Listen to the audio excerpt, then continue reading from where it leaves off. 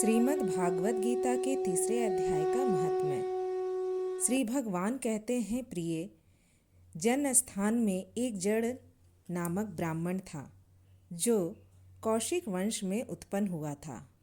उसने अपना जातीय धर्म छोड़कर बनिए की वृत्ति में मन लगाया।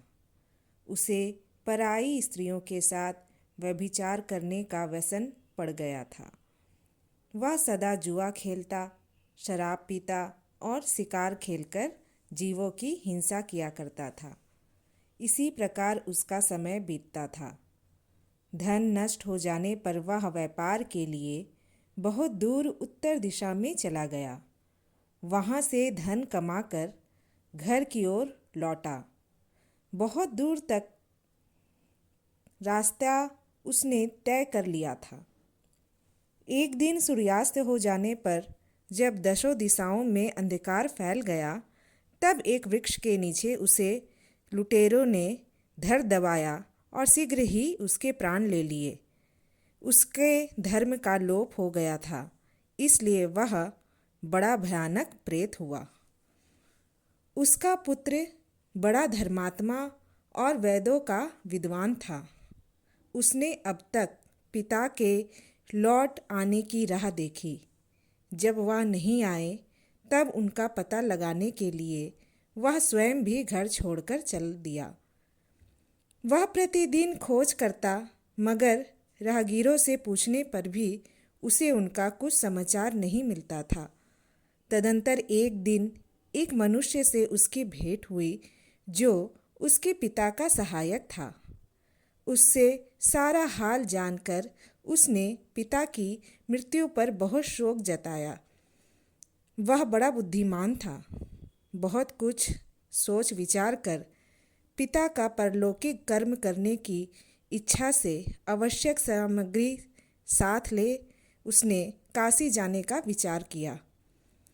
मार्ग में 7-8 मुकाम डालकर वह 9वें दिन उसी वृक्ष के नीचे पहुंचा जहां उसके पिता मारे गए थे।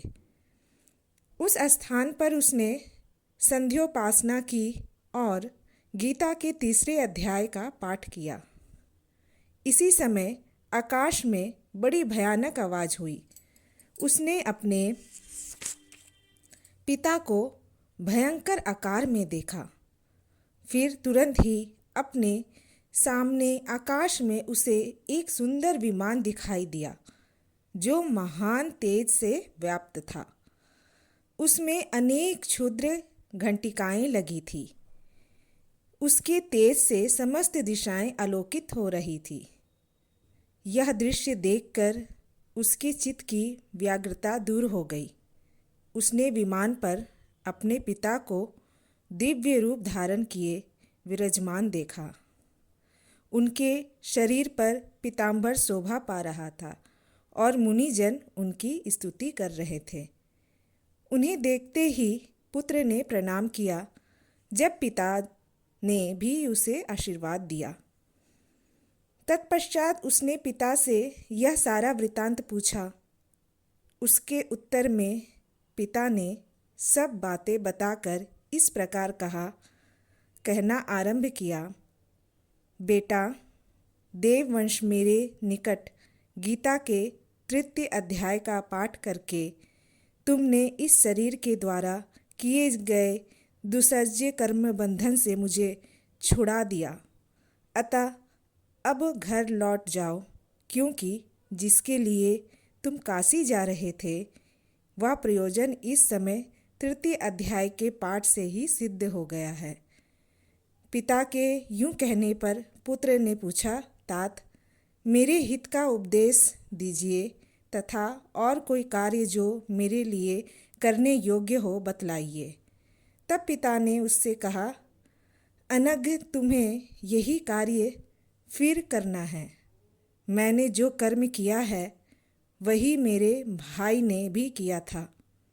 इससे वो घोर नरक में पड़े हैं।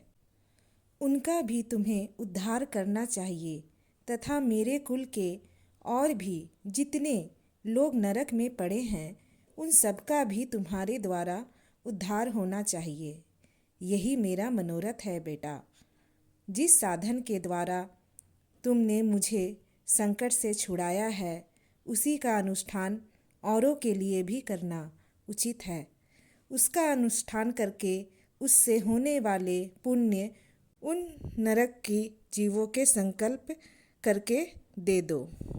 इससे वे समस्त पूर्वज मेरी ही तरह यातना से मुक्त हो स्वल्प काल में ही श्री विष्णु के परम पद को प्राप्त हो जाएंगे।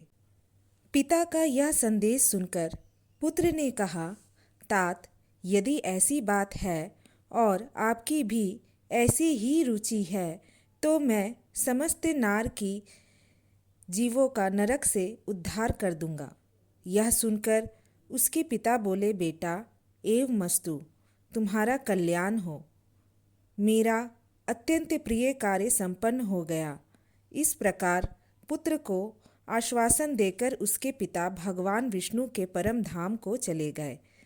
तत्पश्चात वह भी लौटकर जन स्थान में आया और परम सुंदर भगवान श्री कृष्ण के मंदिरों में उनके समक्ष बैठकर पिता के आदेशानुसार गीता के तीसरे अध्याय का पाठ करने लगा।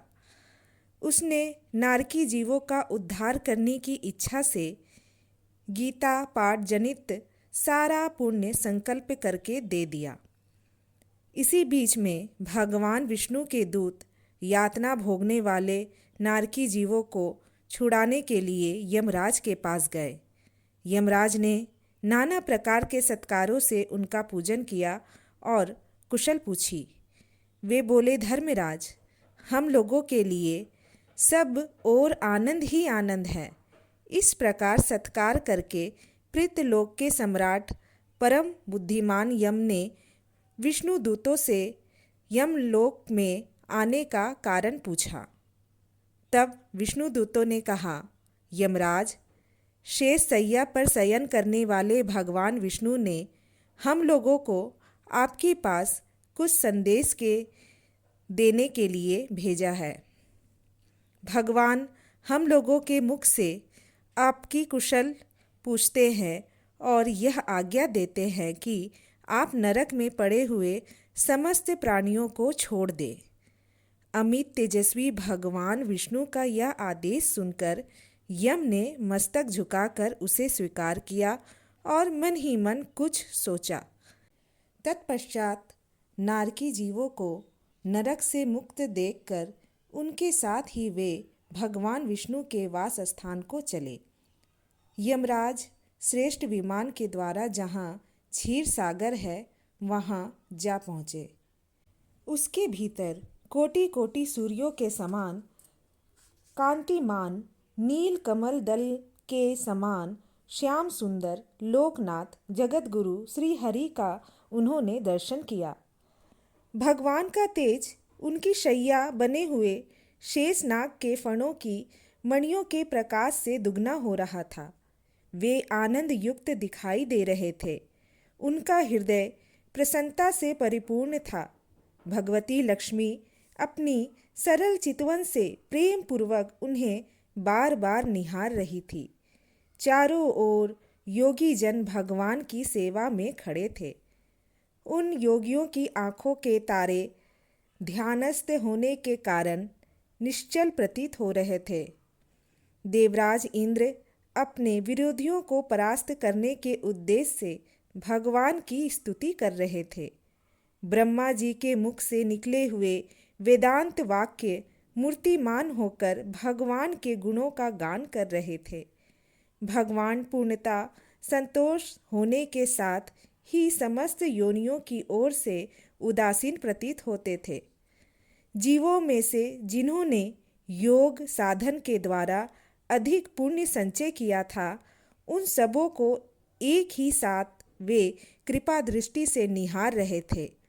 भगवान अपने स्वरूप भूत अखिल चराचर जगत को आनंद पूर्ण दृष्टि से अमोदित कर रहे थे। शेषनाग की प्रभा से उद्भाषित एवं सर्वत्र व्यापक दिव्य विग्रह धारण किए नील कमल के स्वदृश श्याम वर्ण वाले श्री हरि ऐसे जान पड़ते थे मानो चांदनी से घिरा हुआ आकाश सुशोभित हो रहा हो। इस प्रकार भगवान की झांकी करके यमराज अपनी विशाल बुद्धि के द्वारा उनकी स्तुति करने लगे। यमराज बोले, संपूर्ण जगत का निर्माण करने वाले परमेश्वर, आपका अंतःकरण अत्यंत निर्मल है। आपके मुख से ही वेदों का प्रादुर्भाव हुआ है। आप ही विश्व स्वरूप और इसके विधायक ब्रह्मा हैं। आपको नमस्कार है। अपने बल और वेग के कारण जो अत्यंत दुर्धर्ष प्रतीत होते हैं, ऐसे दानवेंद्रों का अभिमान चूर्ण करने वाले भगवान विष्णु को नमस्कार है। पालन के समय सत्वमय शरीर धारण करने वाले विश्व के आधारभूत सर्वव्यापी श्री हरि को नमस्कार है। समस्त देहधारियों की पातक राशि को दूर करने वाले परमात्मा को प्रणाम है। जिनके ललाटवर्ती नेत्र के तनिक सा खुलने पर भी आग की लपटें निकलने लगती है, उन रुद्र रूपधारी आप परमेश्वर को नमस्कार है। आप संपूर्ण विश्व के गुरु, आत्मा और महेश्वर हैं, अतः समस्त वैष्णव जनों को संकट से मुक्त करके उन पर अनुग्रह करते हैं। आप माया से विस्तार को प्राप्त हुए अखिल विश्व में व्याप्त होकर भी कभी माया अथवा उससे उत्पन्न होने वाले गुणों से मोहित नहीं होते। माया तथा माया जनित गुणों के बीच में स्थित होने पर भी आप पर उनमें से किसी का प्रभाव नहीं पड़ता। आपकी महिमा का अंत नहीं है, क्योंकि आप असीम हैं। फिर आप वाणी के विषय कैसे हो सकते हैं?